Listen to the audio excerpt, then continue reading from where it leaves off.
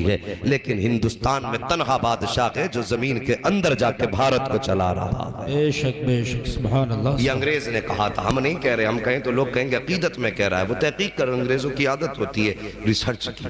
پورا بھارت گھوم گھام کے جا کے کہنے لگا سب سے زیادہ تعجب کی بات یہ ہے کہ ہر جگہ زمین کے اوپر بیٹھتا ہے راجہ تب دیش چلتا ہے، لیکن بھارت میں تو زمین کے نیچے لیٹ کر کے دیش چلایا جا رہا ہے۔ اللہ اکبر۔ سرکار غریب نواز نے پھر آ کر کے مصطفیٰ کے کرم کے وہ دریا بہائے، اللہ اکبر۔ بیٹھے گزر رہے تھے کچھ لوگ، آگ کی پوجا کر رہے تھے، غریب نواز کی نگاہ کرم پڑ گئی، کہنے لگے یہ کیا کر رہے ہو؟ کہنے لگے کہ ہم اس کی پوجا کر رہے ہیں۔ آپ نے فرمایا اس سے کیا فائدہ؟ کہا ہم اس کی پوجا اس لیے کر رہے ہیں تاکہ مرنے کے بعد یہ ہمیں نہ جلائے، مرنے کے بعد یہ ہمیں نہ جلائے۔ کہا کتنے دن ہو گئے؟ کوئی کہنے لگا 40 سال ہو گئے، کوئی بولا 60 سال ہو گئے۔ کہا ذرا اس میں ہاتھ رکھ کے دکھانا۔ جب ہاتھ رکھنے کی باری آئی تو کس میں ہمت تھی؟ کسی میں ہمت نہیں تھی۔ آپ نے اپنے پیر کی جوتی نکالی اور نکال کے بولے لو معین الدین کا بدن تو الگ بات ہے، اگر اس میں ہمت ہو تو میرے پیر کی جوتی جلا کے دکھا دے، میرے پیر کی جوتی جلا کے دکھا دے۔ آگ کے انگارے تیز تھے، دہکتی رہی، لیکن غریب نواز کی جوتی تھی، ہمت تھی، آگ چھو دیتی اسے۔ جتنی جگہ پہ رکھی تھی خدا کی قسم اس جگہ کو گلزار بنا دیا گیا تھا۔ کافی دیر کے بعد غریب نواز نے یوں ہاتھ ڈالا، جوتی نکال کے باہر رکھ دی۔ جیسی آپ نے باہر نکالی لوگ کہنے لگے بابا تم تو کافی زمانے سے پوجتے ہو گئے اس آگ کو جو اس نے تمہیں نہیں جلایا ہے۔ غریب نواز فرماتے ہیں میں اس کی عبادت نہیں کرتا۔ کہا پھر کس کی عبادت کرتے ہو؟ کہا میں اس کی عبادت کرتا ہوں جس نے آگ کو پیدا کیا ہے، نظام کائنات کو بنایا ہے۔ یہ کہہ کے جب جانے لگے لوگوں نے قدم پکڑے، کہنے لگے بابا صرف کرامت دکھا کے نہ جا، ہاتھ بڑھا کے دامن میں لے کے ہمیں بھی خدا کا بنا کے چلا جا۔ اللہ اکبر۔ یہ شان غریب نواز کی ہے، یہ میرے مصطفیٰ کے شہزادے ہیں، ان کے در کی سخاوت کی بات کون کرے؟ کہاں سے لاؤ گے ان کی مثال؟ یہ تو مولا علی کے بیٹے ہیں، سیدہ فاطمہ الزہرا کے دل کا قرار ہے، یہ سیدوں کے آنگن کا مہکتا پھول ہے، یہ ان کی نسلوں کا معاملہ تو یہ کہ تیری نسل پاک میں ہے۔ بچہ بچہ نور کا، تو ہے عین نور تیرا، سب گھرانہ نور کا۔ اللہ سب کو سلامت رکھے۔ مجھے خوشی ہو رہی ہے کہ نیچے بیٹھنے والوں کو بھی مصطفیٰ کی نعت یاد ہے، اور یہی اپنی کوشش رہتی ہے جوانوں، جب کل گھر سے نکلو، اسکول جاؤ، کھیتوں میں جاؤ، تو پھر گانے گاتے مت جانا، مصطفیٰ کی نعت کے ترانے گنگناتے جانا ہے۔ ہاں اٹھتے بیٹھتے نبی کی نعتیں پڑھا کرو، نہ جانے کہاں پر زندگی الوداع کہہ دے، کچھ نہیں پتا۔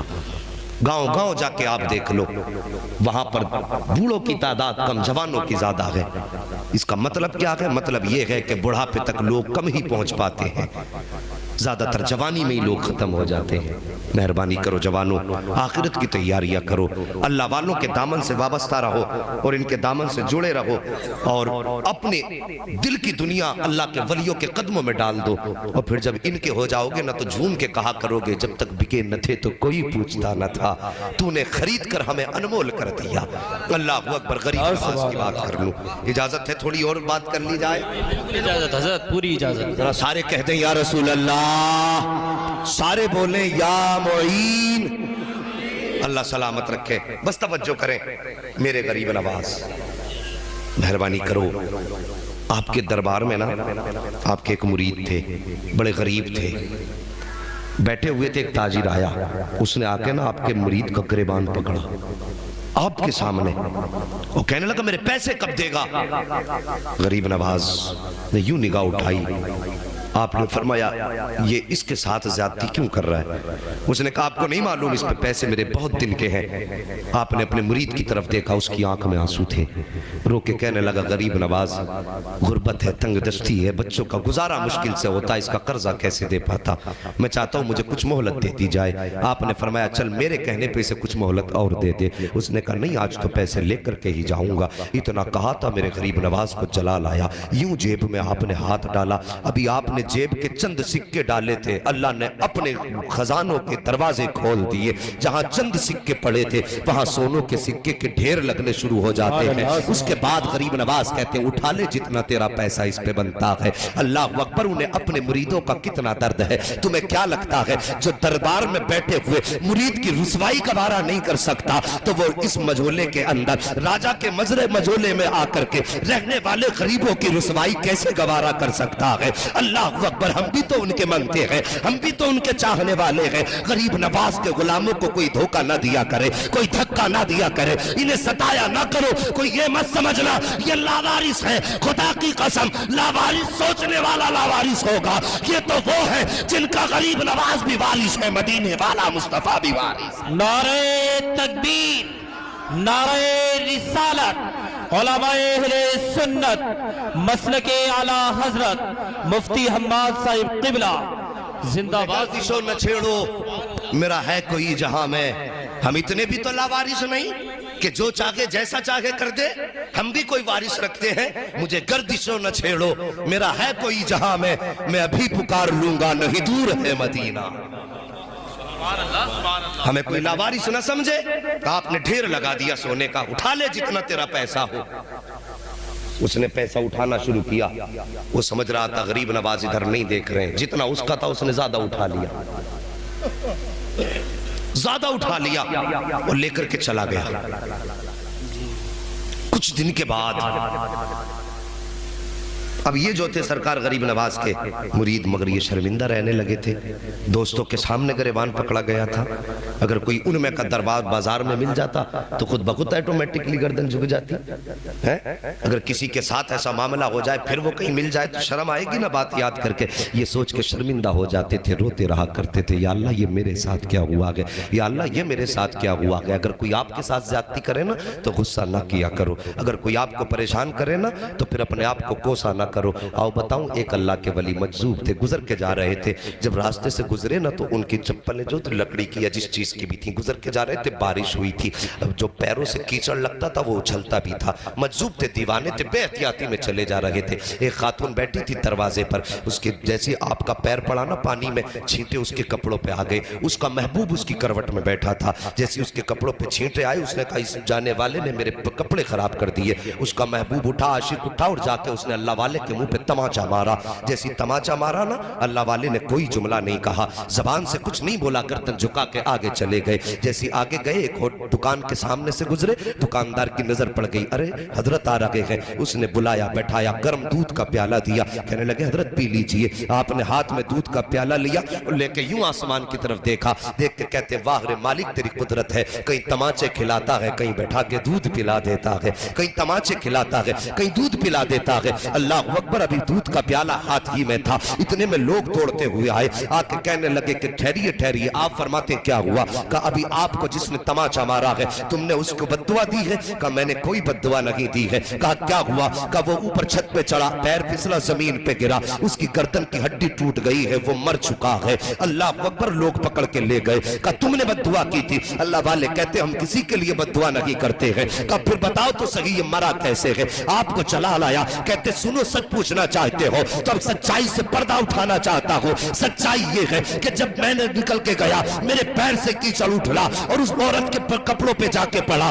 उसके करवट में उसका महबूब बैठा था, उसको गवारा ना हुआ, उसने उठ के मेरे तमाचा मारा। कहा जब उसने मेरे तमाचा मारा तो ये बात मेरे महबूब को गवारा नहीं हुई है। कहा जब इसके कीचड़ से इसका महबूब नाराज हुआ तो इसने अपना बदला ले लिया है, और जब इसके तमाचे से मेरा महबूब नाराज हुआ है तो उसने अपना बदला ले लिया है। उसने कहा था कहानी मेरी नहीं है, कहानी यारों की है, तूने अपने यार का बदला लिया, उसने अपने यार का बदला।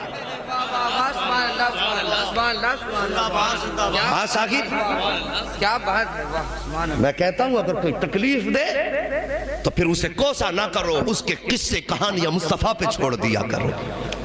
हम बदला लेंगे, अपनी ताकत से लेंगे, और जब रब बदला लेगा तो अपनी शान के मुताबिक बदला लेगा। माफ करने की आदत डालो।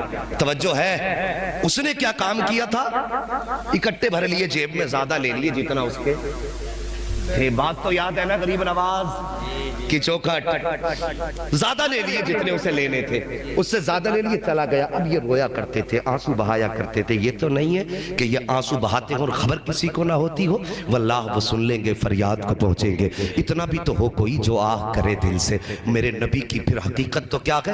آقا کہ آج بھی گنبد خضرا سے آواز آتی ہے، خنجر چلے کسی پہ تڑپتے ہیں ہم امیر، سارے جہاں کا درد ہمارے جگر میں ہے۔ وہ نبی جو یہ کہہ کے گیا ہے کہ اگر امتی کے پیر میں کانٹا لگتا ہے تو امتی کو درد بعد میں ہوتا ہے، مدینے والے کو احساس پہلے ہو جاتا ہے۔ یار جس کو ہمارے کانٹا لگنے کا احساس ہم سے پہلے ہوتا ہے، پھر جب اس کا امتی روتا ہوگا تو یہ کیسے سمجھ لیا وہ گنبد خضرا میں غافل ہوگا؟ خدا کی قسم بس وہ مہلت دیتا ہے، مان جاؤ مان جاؤ۔ اور جب سارے راستے بند ہو جاتے ہیں پھر رسی کھنچتی ہے، اور جب رسی کھنچتی ہے تو پھر سمجھو تو سخی اعلیٰ حضرت فرماتے ہیں الہما قہر ہے اے غوث تو تیکھا تیرا، مر کے بھی چین سے سوتا نہیں مارا تیرا۔